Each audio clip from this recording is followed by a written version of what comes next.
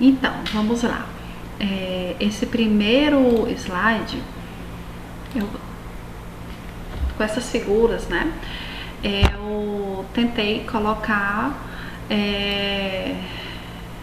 de uma maneira resumida o que é que está acontecendo na gestação.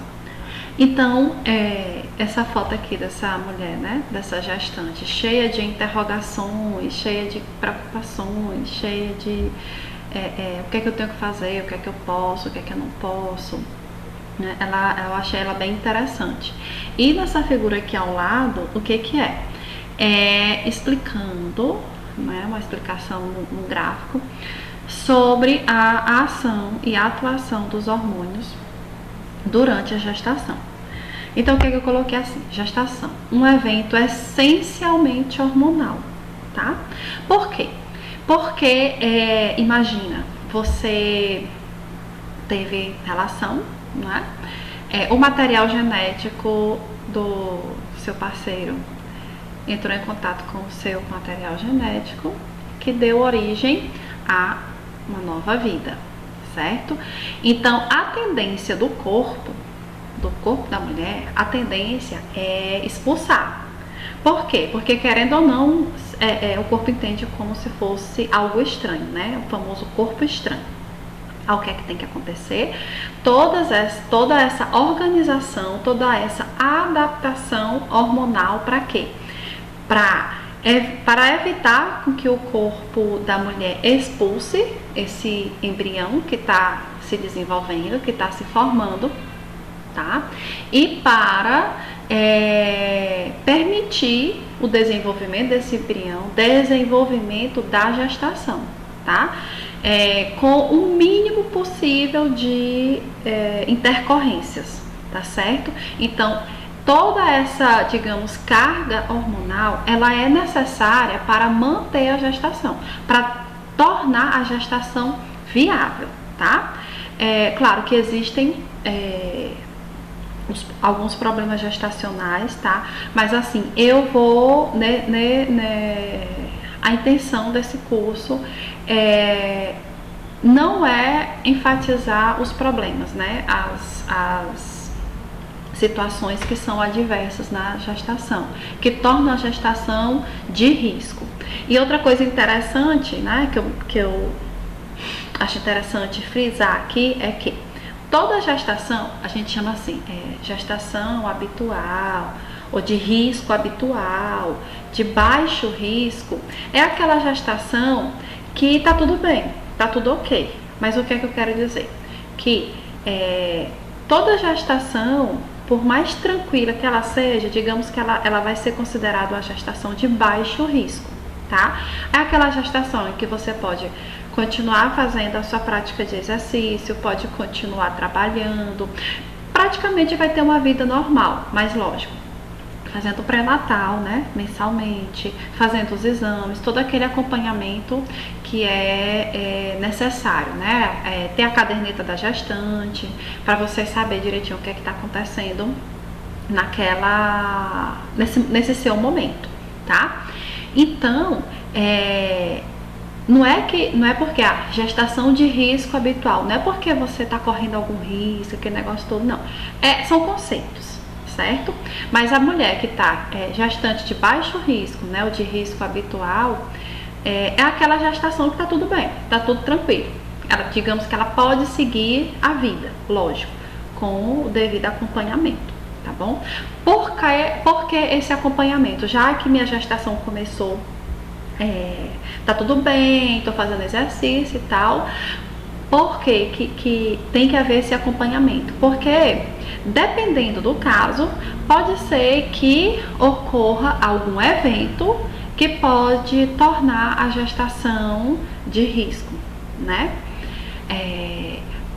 De um risco real. Por exemplo, não sei se você já ouviu falar na pré-eclâmpsia, aqui eu vou dar só um exemplo. Pré-eclâmpsia, normalmente ela vai ser diagnosticada lá pela 25ª, 28ª semana, depende do caso. Antes disso, muitas vezes a mulher tá de boa, né? A gestação tá tranquila, a pressão arterial tá tranquila. Aí, a partir partir de um certo momento em que a gestação, em que aquele bebê ele começa a exigir mais do corpo da mãe, né, e tem algum problema, digamos, escondido, aí esse problema vai começar a aparecer, porque aumentou a demanda sobre o corpo da mãe, né? Aí nesse momento o que acontece? Fazer exames, organizar tudo direitinho e talvez retroceder em alguma atividade de vida diária. Por exemplo, se você fazia uma academia, se fazia algum tipo de exercício, provavelmente vai ter que retroceder, vai ter que ou deixar, né, ou fazer com uma carga menor. Aí vai depender muito do caso, né? Isso aqui é só uma ilustração, tá? Só para dizer por que é que você, por mais que você esteja numa gestação de risco habitual, por que você deve continuar o seu acompanhamento, né? Justamente pela questão da saúde, principalmente pela questão da saúde materna e fetal, tá certo? Então vamos lá, aqui tem um resumo dos hormônios que fazem parte desse momento gestacional. Eu vou colocar mais alguns hormônios durante as aulas, tá certo? E eu quero fazer só uma explicação, né, sobre esse nomezinho que tá aqui, né, corpo lúteo, aí depois placenta. Eu vou fazer um pequeno resumo do ciclo menstrual, certo? Vou tentar fazer. Toda mulher menstrua, né? Todo mês tem aquele ciclo hormonal, também chamado ciclo menstrual ou ciclo sexual da mulher. Então, todo mês a mulher, ela se prepara para ter uma gestação, tá? Eu queria só abrir um parêntese, queria pedir desculpas pelos ruídos, porque eu tô aqui no consultório e tá tendo atendimento ali da pediatria das meninas e às vezes as crianças choram, né? Mas qualquer coisa, se atrapalhar muito, vocês me sinalizam que aí eu faço um novo vídeo explicando o mesmo assunto, tá? Então, continuando. O corpo lúteo... Não, deixa eu voltar, meu raciocínio.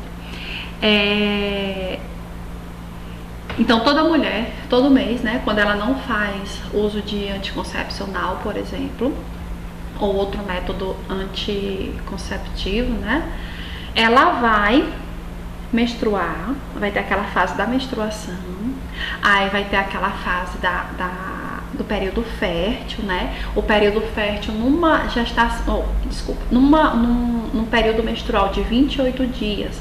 Lá no 14º dia é onde vai haver a liberação do ovócito, né? Que a gente chama de óvulo, né? Seria o ovócito secundário, só que normalmente é chamado de ovulação, como se fosse a liberação do óvulo. Aí o que acontece? No 14º dia, esse ovócito ele foi liberado. Aí detalhe, né, para quem usa muita tabelinha.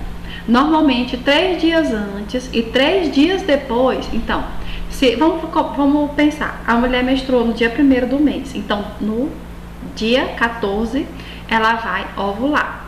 Só que existe um limite de, digamos, um perigo de ocorrer uma gravidez, que normalmente é dado por 3 dias antes da ovulação. Então, no dia 11 e lá pelo dia 17, mais ou menos, existe um perigo da mulher engravidar. Por quê? Porque se ela teve uma relação sexual sem uso de proteção, o que vai acontecer? Aqueles espermatozoides que foram liberados mesmo antes da ovulação, eles são bem nutridinhos, né? Tem aqueles que são bem nutridos, então eles resistem no corpo feminino por alguns dias, não é? E o que acontece? Eles estão lá viajando lá no útero, nas tubas uterinas, e podem encontrar esse óvulo a caminho, né? Então a mulher pode engravidar. Aí o que acontece? Depois do 14º dia, o que está acontecendo? Esse ovócito, esse óvulo, ele está saindo do útero, né? Ele está caminhando, na verdade, pelo útero. Então pode ser que após o 14º dia, se houve relação sem uso de proteção, né? Então proteção que eu digo, o preservativo, esses espermatozoides podem encontrar esse ovócito ali perdido, né? Tentando encontrar o caminho de saída, tá certo? Então, são alguns cuidados que a gente tem que tomar. Aí o que acontece? Depois do 14º dia, esse ovócito que saiu lá do ovário, ele vai deixar tipo um tecido cicatricial. E esse tecido cicatricial, ele é amarelinho, tá? Por isso que chama de corpo lúteo. E esse localzinho aqui dentro do ovário, ele vai provocar, ele é responsável pela produção, liberação do estradiol, estriol ou do estrogênio e da progesterona. Por quê? Porque a partir do 14º dia, o corpo da mulher se prepara para receber o embrião, se prepara para engravidar, certo? Então, esses hormônios, eles já precisam estar em uma concentração mais alta, que é justamente para permitir a gestação, que aí eu vou falar sobre cada um nas próximas aulas, tá bom? Então, é necessário com que esses dois hormônios estejam em alta, né, na concentração alta, justamente para permitir a implantação desse embrião lá na parede uterina, tá? E o HCG, que é aquele famoso, né, do exame do beta-HCG, ele vai estar alto, por quê? Porque o corpo lúteo, ele vai estar ativo, tá? Então, nesse momento, nesse início da gravidez, até mais ou menos a 12ª semana, mais ou menos, a placenta, ela ainda está se desenvolvendo e o corpo lúteo, ele está tendo a propriedade, né, a competência de produzir o estrogênio e a progesterona, tá? E o hormônio, o HCG, a gonadotrofina coriônica, ele vai manter o corpo lúteo ativo para continuar produzindo a progesterona e manter essa gravidez viável, né, saudável, tá? Aí, passou dessa 12ª semana de gestação, mais ou menos, a placenta, ela começa a iniciar a produção desses hormônios, né, principalmente do estrogênio e da progesterona, tá certo? Então, continuando aqui, né, deixa eu só afastar aqui a câmera, vou ficar sempre movimentando para poder você conseguir ver tudo. Então, a gonadotrofina coriônica humana, que é aquele famoso exame do beta-HCG, ele já vai começar a ser perceptível no sangue da mulher a partir assim, o dia seguinte da fecundação, né? E principalmente após o 14º dia após a concepção.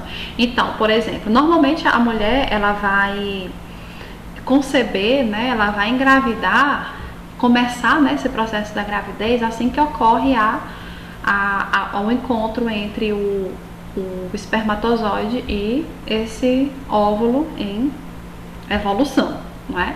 Aí o que é que vai acontecer? Quando isso acontece, o HCG, ele já está começando a ser produzido pelos tecidos trofoblásticos, tá? Então, o que é que acontece? Ele vai, esse tecido trofoblástico, ele é o precursor da placenta, certo? É como se fosse um emaranhado de células que estão em desenvolvimento e vão se transformar em placenta, tá? Enquanto isso, quem está produzindo a progesterona e o estrogênio é o corpo lúteo, certo? Aí, por que é que normalmente a mulher vai perceber a gravidez, né, que está grávida, quando já é para iniciar a próxima gestação? Desculpa, o próximo ciclo menstrual. Por quê? Porque normalmente, se for um ciclo de 28 dias, não é? Se ela menstruou no dia 1º, então lá pelo dia 29 do mês, né, já é para ela menstruar, certo? Aí o que é que vai acontecer? Dia 29, 30 já é para ela menstruar. Aí ela começa se for aquela menstruação bem regularzinha, ela já vai ligar o pisca-pisca, né? O sinalzinho de alerta. Aí ela tem aqueles exames de farmácia e tem o exame de sangue, né? Para detectar o HCG. Aí, o que é que vai acontecer? Ou descobre que tá grávida, né? Aí, o que é que o HCG quais são as propriedades, né? As funções do HCG dentro desse momento da gestação, no momento da gestação. Primeiro, como ele vai produzir a progesterona e o estrogênio, ele vai manter o leito endometrial. O que é o leito endometrial? É o seguinte, eu vou pegar só uma pecinha aqui para poder explicar. Então, aqui, certo? Olhando assim, aqui são os ovários, tá bom? Deixa eu pegar aqui uma caneta para poder. Aqui, ó. Não sei se dá pra ver direitinho. Ovários, tá? Trompas uterinas e o corpo do útero. Virando aqui. Então, aqui dentro, né, o útero, ele é formado por músculos, certo? Aí, vamos falar do miométrio, né, e do endométrio, tá? Não são músculos, desculpa. Na verdade, o miométrio é a camada muscular, né, e o endométrio é essa camada mais interna aqui do útero, onde vai ser formado a menstruação, né? Todo aquele composto da menstruação, ele vai estar aqui na região do endométrio, porque a função dessa substância que forma a menstruação, né? Daquele sangue, como se fosse aquele sangue incorporado aqui no útero, a função deles vai ser o quê? Desse tecido menstrual vai ser receber o embrião que foi